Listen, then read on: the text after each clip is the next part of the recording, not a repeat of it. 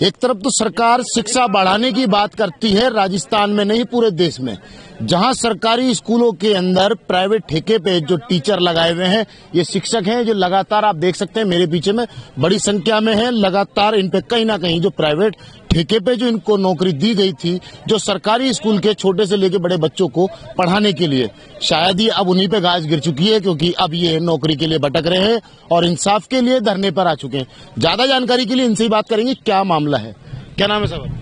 Sir मेरा नाम आशा पाटीदार है और मैं डूंगरपुर के पास सागवाड़ा से आई हुई हूँ। तो अभी डूंगरपुर से आए हो आप? सागवाड़ा से। क्या मामला है पूरा? सर हमें यहाँ पे 2025 में ज्वाइन किया था हमने, मतलब मार्च में, मैंने 17 मार्च में ज्वाइन कर लिया था और उसके बाद में हमको 3 महीने की ट्रेनिंग दी गई। 3 महीने हम स्कूल में गए, बच्चों को प्रोत्साहित किया, उनके घर घर जाकर के उनको आगे लाए। उसके बाद में हमको एक झटके से ऑर्डर निकाल दिया कि आपका अनुबंध निरस्त किया जाता है और आप स्कूल नहीं आ सकते। मतलब ठेका निरस्त कर दिया गया। और हमें ये नहीं बताया गया कि किस कारण बिठा दिया, इसमें हमारी क्या गलती है, वो हमें नहीं बताया गया अभी तक। अब आप लोग क्या चाहते हैं? ना ही हमें पेमेंट दिया गया है। 3 महीने काम किया, उसका पेमेंट नहीं दिया हमको और हम भटक रहे। आज ये चौथा धरना दे चुका है यहाँ पे, लेकिन किसी ने अभी तक कान के नीचे रूह तक नहीं गिरती, किसी की नहीं, कुछ भी नहीं हो रहा है। हम क्या लग रहा है कि क्या मांगे हैं आपकी वैसे इस मुद्दे को लेकर?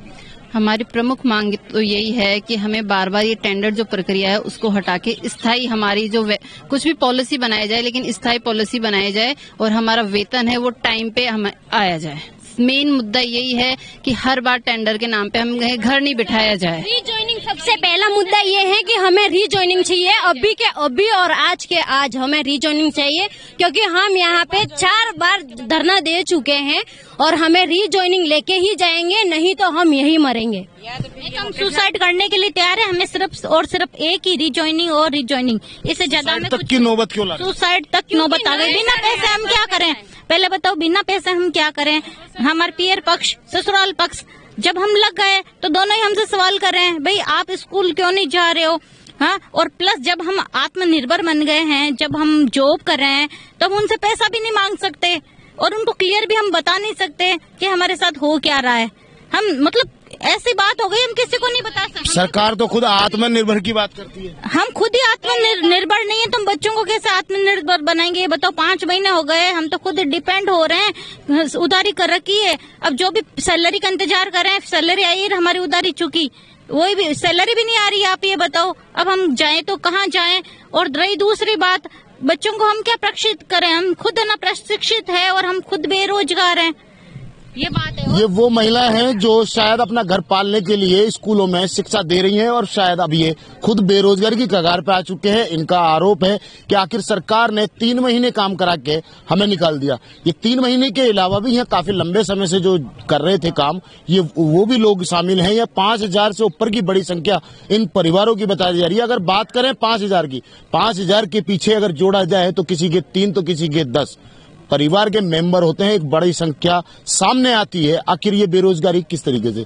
एक तरफ तो हम शिक्षा को बढ़ावा देने की बात करते हैं, पर वहीं कहीं ना कहीं ये सरकारी विद्यालयों के वो शिक्षक हैं जिनको दूर कर दिया गया। और भी जानकारी लेते, क्या विवाद चला, ये क्यों चला? प्रधानमंत्री नरेंद्र मोदी जी का सपना है कि सभी सरकारी विद्यालय के अंदर वोकेशनल टीचर के जरिए विद्यार्थियों को हुनरमंद बनाया जाए, लेकिन इस राजस्थान की सरकार के अंदर बैठे सरकारी अधिकारियों ने और सरकार ने ये सोचा कि जो सरकार से जो फंड आता है उस फंड का सही सदुपयोग न करते हुए इनको जो है 8 महीने तक टेंडर प्रक्रिया के नाम से घर बैठा के रखा और 8 महीने का टेंडर प्रक्रिया के बाद इनको मार्च 2025 में नियोजित किया गया और नियोजित करने के बाद ये 2527 लोग घर घर जाकर व्यवसायिक शिक्षा का प्रचार किया और प्रचार करने के बाद विद्यार्थियों को स्कूल के अंदर एडमिशन करवाया, प्रवेश का जो है वो संख्या बढ़ाई, लेकिन एक ही झटके के अंदर 13 जून 2025 को एक आदेश आया, काला आदेश, कि इनको बाहर किया जाए। आज अगर लोकतंत्र के आदेश किसकी तरफ से आया? वो आदेश शिक्षा संकुल की तरफ से आया कि उन 2527 वोकेशनल टीचर को हटाया जाए। उसके अंदर कोई कारण नहीं है, सिर्फ और सिर्फ इनको हटा दिया गया। जैसा भी आपने कहा मोदी जी का सपना था ये शिक्षा को बढ़ावा देना, पर सरकार तो बीजेपी की सरकार है, लेकिन यहाँ पर क्या है कि गोलमाल कुछ हो रहा है, उसका अभी तक कोई पता ही नहीं चल रहा है। क्योंकि जब भी इनके पास में हम आते हैं, हमारे को सिर्फ और सिर्फ तारीखें दी जाती है कि आपको फलाने तारीख को ज्वाइनिंग दे देंगे, 1 महीने के बाद, 15 दिन के बाद, 5 दिन के बाद, 10 दिन के बाद। लेकिन हमारे को सिर्फ और सिर्फ तारीखों का आश्वासन मिलता है, ज्वाइनिंग का आदेश आज तक नहीं मिला है। और हमारी इस बहन भाई जितनी जो पीड़ा लेके आज हम आए हैं, हमारी एक ही मांग है, या तो इन 2527 का ज्वाइनिंग का आदेश निकाल दो, और या अगर आपके बस की बात नहीं है तो वोकेशनल को बंद कर दो। अब आगे जाके अगर क्या लगता है कि किसी सरकार के किसी नुमाइंदे या किसी अधिकारी से बातचीत हुई, कोई जवाब मिला? हमारे पास में तो फोन कॉल वगैरह या काफी आए हैं कि आप ऐसा करो कि धरना प्रदर्शन मत करो। हम आपकी फोन कॉल किसके आए? फोन कॉल यहाँ से आए हैं, नाम तो बताओ। कंपनियों के भी आए हैं, और यहाँ से बैठे हुए उनके जो नुमाइंदे उनके भी आए हैं कि आप ऐसा करो कि धरना प्रदर्शन मत करो, हम आपकी ज्वाइनिंग दे देंगे। कंपनी वही है जो आप लोगों को ठेके पे हायर करती है? बिल्कुल वही कंपनियां हैं जो कि हमारे को ठेके पर हायर करती है, और हायर करने के बाद ये ना तो सैलरी देती है और न ही इनका कोई अभी तक क्या कि वजूद है कि वापस ज्वाइनिंग देने के लिए। एक सवाल बड़ा उठता है, एक तरफ तो सरकार युवाओं को नौकरी देने की बात करती है, वहीं ये ठेका प्रथा की जो प्रथा चली आ रही है वो लगातार इस देश में कहीं ना कहीं बेरोजगारी बढ़ाती जा रही है। क्योंकि ये वो लोग हैं जो ठेके पे काम करने गए थे, कंपनी की मनमानी कहीं ना कहीं इनको भुगतनी पड़ रही है। 3-3, 4-4 महीने की सैलरी ना मिलना, ये बहुत बड़ा सवाल उठता है। आखिर रोज का घर का खर्चा तो रोज के पैसे से ही चलता है। क्या लग रहा है, सरकार की क्या मंशा है? सरकार की मंशा साफ है। मंशा ठीक होती तो इतनी दिक्कत ही नहीं आती। कई बार तारीख पे तारीख हम कई बार मिल के आए, शिक्षा मंत्री जी से भी हम मिले, उन्होंने भी। शिक्षा मंत्री ने क्या कहा? शिक्षा मंत्री जी तो एक सवाल का जवाब देते हैं, दूसरे सवाल पर हाथ जोड़ देते हैं, फिर हम भी हाथ जोड़ते हैं कि मंत्री जी हमने आप बीजेपी सरकार को हम लेकर आए, क्योंकि माननीय प्रधानमंत्री जी का ये सपना था स्किल इंडिया का। तो कहीं ना कहीं हमने सबने सोचा कि इस बार हमें डबल इंजन की सरकार लानी है, जिससे हमें जॉब सिक्योरिटी मिले, कुछ अच्छा मिल गई। उसके लिए जॉब सिक्योरिटी या सिक्योरिटी है, बैठे हैं सब घर पे, ये जॉब सिक्योरिटी मिली। बढ़िया है ना, मिल गई ना आपको, घर की सिक्योरिटी करो घर बैठ के। वही तो है, बीजेपी सरकार को हमें सपोर्ट करने का ये नतीजा मिला है कि हम सोच रहे थे कि कहीं ना कहीं डबल इंजन सरकार आएगी, हमारे लिए कुछ अच्छा होगा और व्यावसायिक शिक्षा के लिए अच्छा होगा, लेकिन यहाँ उल्टा हो गया। अब बताओ हम किस हिसाब से हम सपोर्ट करेंगे भाजपा सरकार? हम नहीं चाहते कि हम इसका विरोध करें, लेकिन अब सरकार ही हमें जवाब दे कि हम किस प्रकार से सपोर्ट करें सरकार को। जब हमारे साथ ऐसा कर दिया, हम कुछ अच्छा सोच रहे थे, हमारे साथ उल्टा कर दिया, घर बैठा दिया। वहाँ विद्यार्थी परेशान हो रहे हैं हमारे, और व्यावसायिक शिक्षा क्या से तो हम धोखा कह सकते हैं, ये हम विद्यार्थियों के साथ धोखा कर रहे हैं। जब गर्मियों में हमने ज्यादा प्रचार किया कि आपको रोजगार और स्वरोजगार के लायक बनाएंगे, विद्यार्थियों से हमने वादा किया था, वो वादा हम तो वादा करके आ गए, और हम कहीं ना कहीं ये भूल गए कि राजस्थान स्कूल शिक्षा परिषद ये नहीं चाहता कि कहीं ना कहीं विद्यार्थी आत्मनिर्भर बने और शिक्षा को बढ़ावा मिले।